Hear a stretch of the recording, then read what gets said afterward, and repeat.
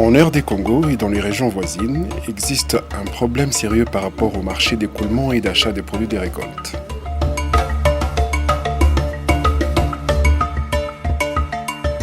D'un côté, ce sont les exploitants agricoles qui en souffrent car les marchés d'écoulement sont quasi inexistantes et si elles existent, elles sont informelles et fonctionnent une fois par semaine. Certains dépensent beaucoup d'argent en transport aller-retour, séjour, entrepôt pour vendre leurs récoltes dans différents marchés.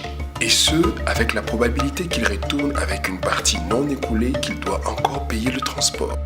Pour d'autres, souvent les récoltes pourrissent dans les maisons ou bien l'acquéreur ou les coursiers traditionnels proposent les prix d'achat à leur profit.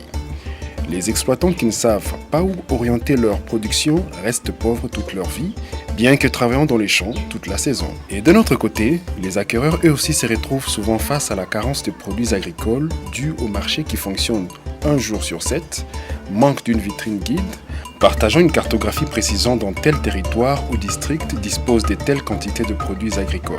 Souvent, ils gaspillent en carburant, budget de séjour parce que leur voyage d'approvisionnement est sans précision.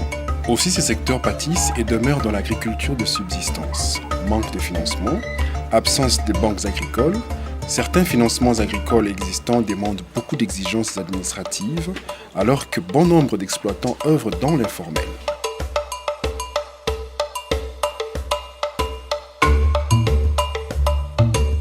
Les villages se coalisent en un réseau communautaire d'exploitants agricoles et met en place des dépôts relais physiques et virtuels dans leur milieu de production facilitant pour les deux parties l'optimisation de l'offre et de la demande, la précision et la réduction des coûts des opérations d'achat et de vente, une vraie filière agricole durable. Les réseaux gèrent et approvisionnent exclusivement en permanence les dépôts, un dispositif de déclenchement d'une énergie plus forte par des énergies plus faibles, par les groupements de production pour des ventes communes, le commerce équitable assurant un prix stable et un revenu correct aux acteurs.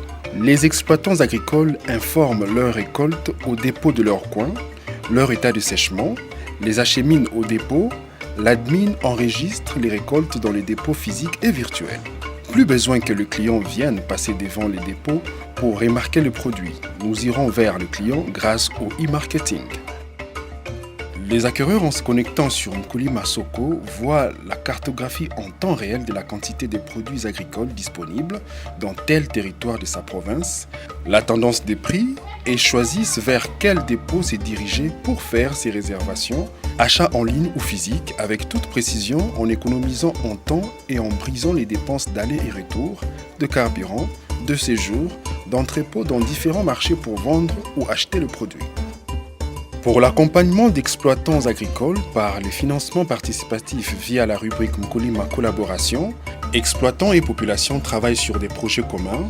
Ça peut être un agriculteur possédant une grande étendue de champs mais n'ayant pas de moyens pour l'exploiter en entièreté, dépose son projet dans la rubrique. Une personne ayant un petit ou grand capital ou des matériels agricoles de transformation et voulant investir peut s'associer au projet.